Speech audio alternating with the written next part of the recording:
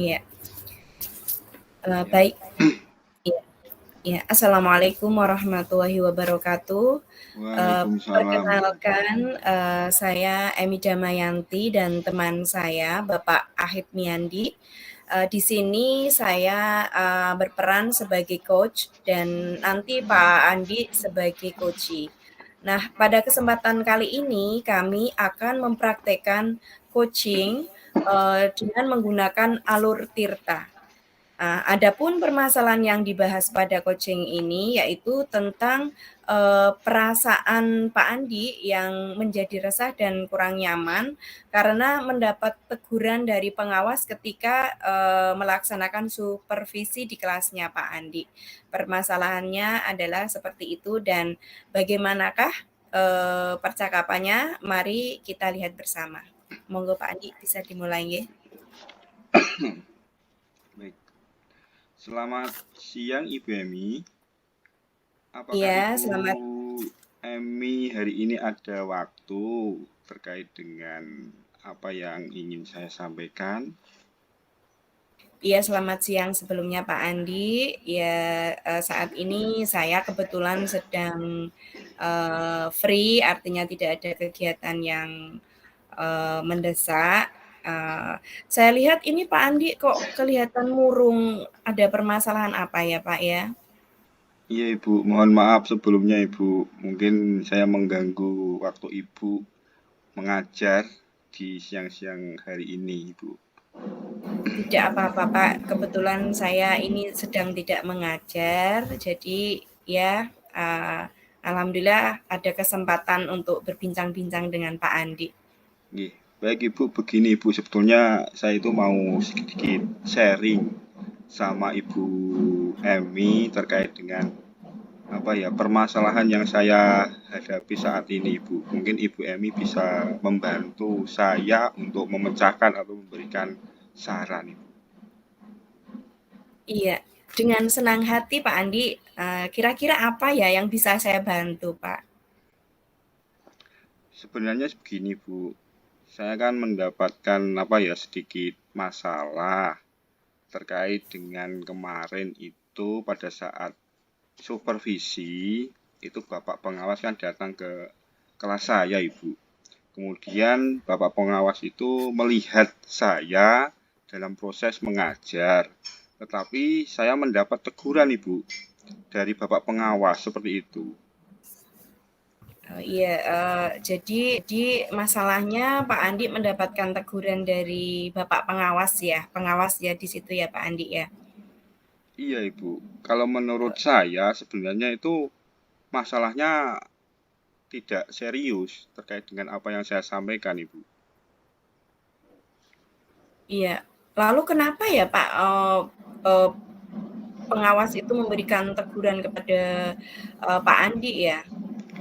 Begini Ibu, Bapak pengawas kemarin itu menyampaikan, kemudian mengkritik tentang proses mengajar saya di kelas Ibu. Oh, kalau sebenarnya sih menurut saya itu, bukan suatu masalah yang sangat serius ya, artinya ya tidak serius banget gitu loh Pak permasalahannya. Jadi soalnya begini Bu, kemarin itu Bapak pengawas itu memberikan masukan atau kritik kepada saya tentang cara Iya, saya mengajar itu kenapa tidak memakai buku teks seperti itu.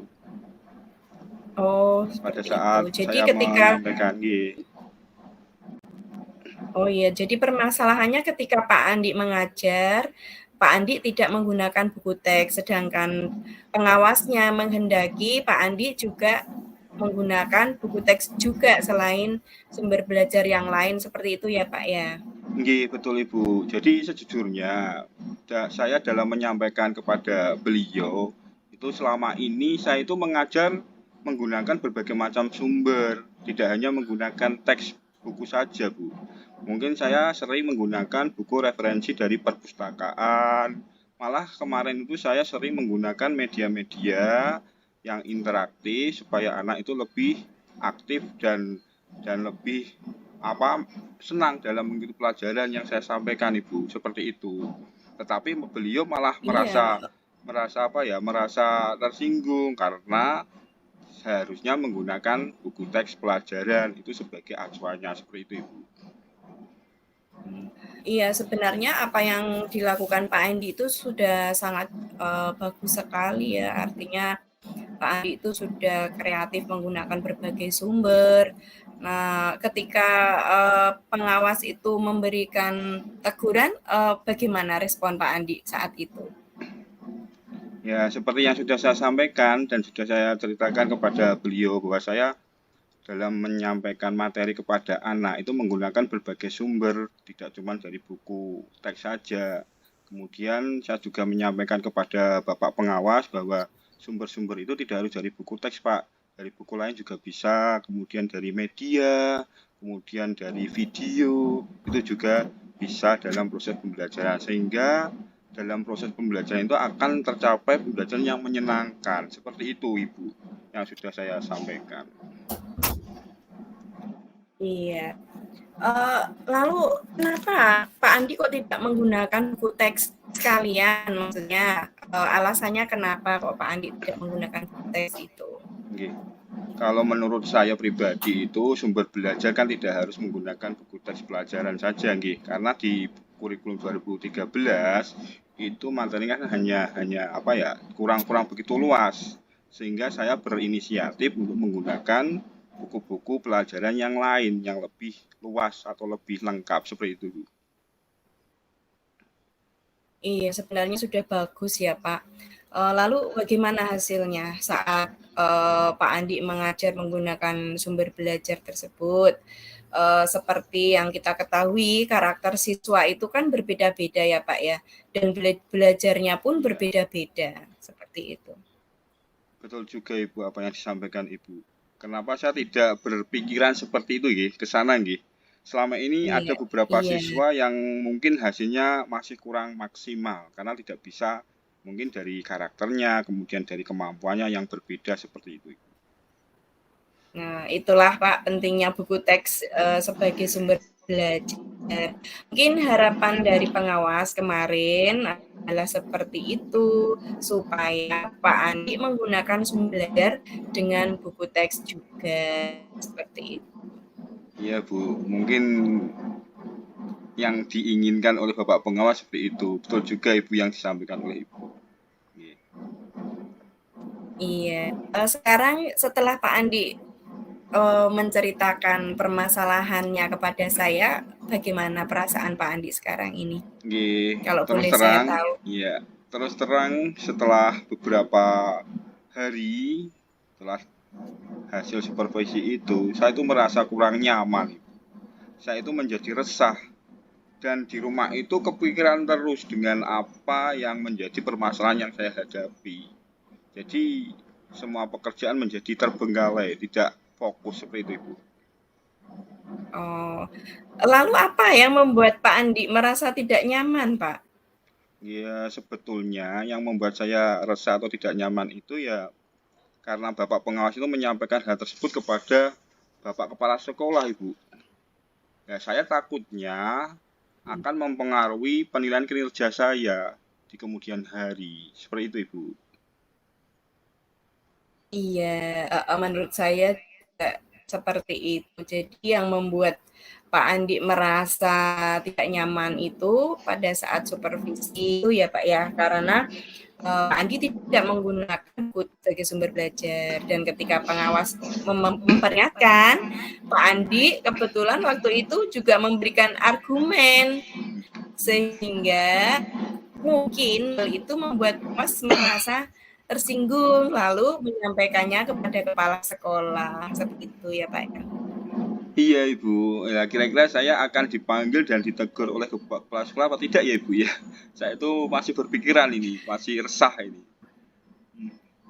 Kalau menurut saya ya Pak ya, untuk masalah ini Pak Andi bisa terlebih dahulu melakukan refleksi dan juga mempersiapkan diri jika ditegur oleh kepala sekolah, ya harus siap nanti panjenengan menjelaskan masalah yang sebenarnya terjadi dan pasti beliaunya nanti akan menyampaikan hal-hal positif eee, yang sudah Pak Andi lakukan sehingga, nanti akan, memberikan, nilai positif kepada Pak Andi juga ketika, Iya. kepala sekolah itu menyampaikan hal tersebut kepada pengawas, begitu.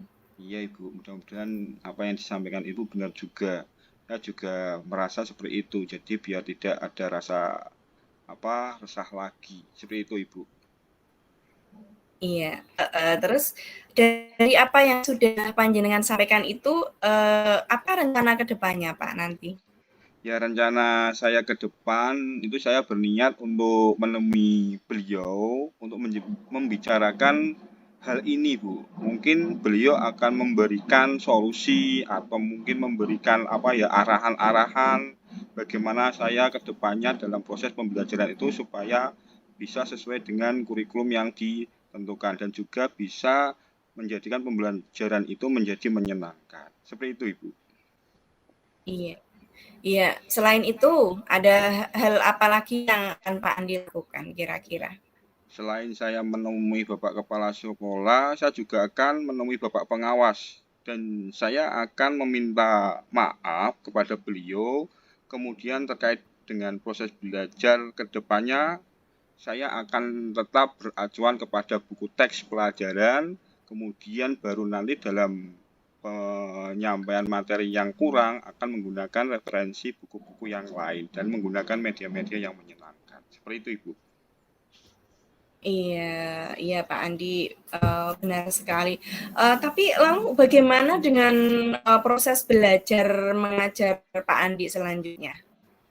Ya setelah apa yang dialami saya ini ya jelas saya akan tetap mengacu pada buku teks pelajaran Ibu supaya materi-materi yang ada di buku teks itu tersampaikan kepada siswa dan siswa merasa nyaman, senang sesuai yang mereka inginkan. Seperti itu. Iya, kalau menurut saya langkah yang diambil Pak Andi itu sudah sangat tepat sekali dan saya sangat setuju dengan ide Pak Andi itu. Alhamdulillah Ibu, terima kasih. Syukurlah kalau begitu. Sekarang saya menjadi lebih lega Ibu, menjadi lebih plong karena jujur saya takut mengambil langkah dalam menyelesaikan permasalahan ini. Apalagi sudah berurusan dengan atasan kita. Saya takutnya mempengaruhi kinerja saya ke depannya. Seperti itu.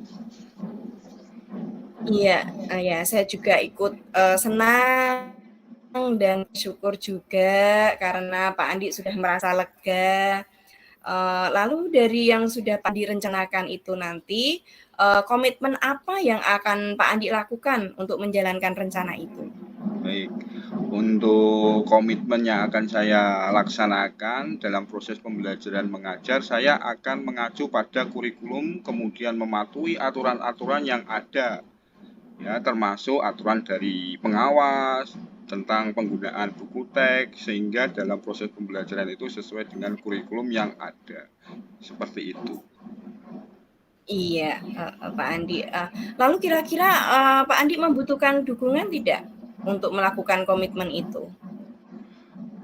Itu masih dalam pikiran saya Ibu. Mungkin saya akan mencoba berkomunikasi dengan teman-teman teman-teman guru atau mungkin rekan sejawat. Kemudian kami akan saling mengingatkan atau mengevaluasi terkait pembelajaran yang kami lakukan di kelas. Sehingga dengan adanya saling berkolaborasi akan meningkatkan kualitas kami di kelas dalam menyampaikan materi kepada anak. Seperti itu, Ibu. Ya, saya rasa itu ide yang bagus sekali ya Pak ya. Semoga dapat segera terlaksana, terselesaikan juga, dan Pak Andi dapat bekerja dengan suasana hati yang tenang tanpa dihantui rasa tidak nyaman. Amin. Terima kasih banyak Ibu Emi atas waktunya sudah mendengarkan keluh kesah saya. Sekarang saya merasa sedikit lega Ibu. Semoga kita nanti menjadi guru-guru yang bisa memberikan teladan yang baik untuk siswa kita. Seperti itu Ibu, sekali lagi terima Iya, iya, kasih. iya. Iya. Amin, amin. Sama-sama ya Pak Andi. Ya Ibu, maaf Ibu sudah mengganggu jam Ibu. Sekarang saya mau izin ke ruang kelas kembali karena sudah ditunggu anak-anak di ruang kelas. Terima kasih Ibu. Iya Pak Andi, silahkan dan tetap semangat ya Pak ya. Iya. Assalamualaikum. Iya. Baik, terkait dengan apa yang sudah saya sampaikan terkait dengan praktek coaching, mungkin dari Ibu Emi sebagai coach ada refleksi yang ingin disampaikan. Ada 4 di sini yang akan saya tanyakan. Yang pertama, apa yang sudah berjalan dengan baik selama percakapan Ibu? Iya, baik Pak Andi, setelah Tata mempraktikkan coaching tentang permasalahannya Pak Andi ini, dari pertanyaan Pak Andi itu yang pertama tadi, praktek coaching tadi telah berjalan sesuai dengan alur tirta ya Pak ya. Jadi di mana tujuan, kemudian identifikasi masalah, selanjutnya rencana aksi dan juga tanggung jawab telah nampak pada percakapan yang kita lakukan tadi. Oke. Baik, Iya, terima kasih. seperti itu. Kemudian Ada pertanyaan pertanyaan lagi yang Pak Andi? kedua, apa yang masih perlu diperbaiki atau ditingkatkan Ibu? Silakan. Iya, baik.